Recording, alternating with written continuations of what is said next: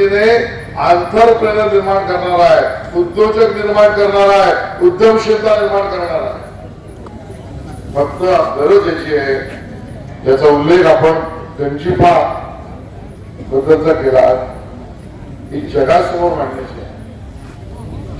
आता आम्ही आमच्या जिल्ह्यात बघितला, खुश झालो, बरं वाटलं, घरी गेलो, जेवताना बोललो आणि म्हटलं तू राजा काय बरोबर नव्हता, एवढं खरंच आपल्याला ते जगासमोर न्यायचं. आता राजाने म्हणे की जशी तुम्ही मला लोककला महोत्सवाची संधी दिली तशी नवीन पार्टनरशिप आपण करूया.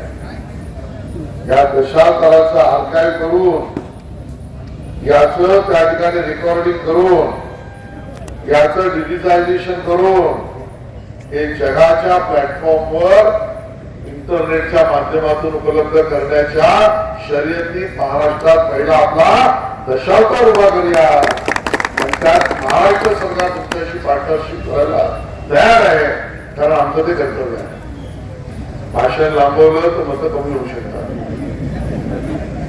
आणि मला असं कुठलंही काम करायचं नाही की प्रभाकर म्हणे तुम्ही आलात बोललात आणि आमची मतदारांची एवढी परीक्षा बघितली की काही मतं माझी कमी झाली. पण तुम्ही चिंता करू नका प्रभाकरला, विकास आणि विरासत जे मोदीजींनी जे सांगितलंय, विकासाच्या दिशेने पुढे जायचं आणि विरासत म्हणजे संस्कृती बरोबर जपत जायचं. या संस्कृती आणि विकासाचं संगम बघणारं पहिलं शहर कुठलं असेल तर आमचं सावंतवाडी शहर आहे. ते मोदीजींच्या मागे उभं राहिलं, याबद्दल तुम्हाला नाही. तुम्हाला खूप शुभेच्छा आणि पुढच्या 10 मिनिटाचा आनंद तुम्ही सगळ्यांनी घ्यावा एवढ्या वेळेला शुभेच्छा देतो. थांबतो.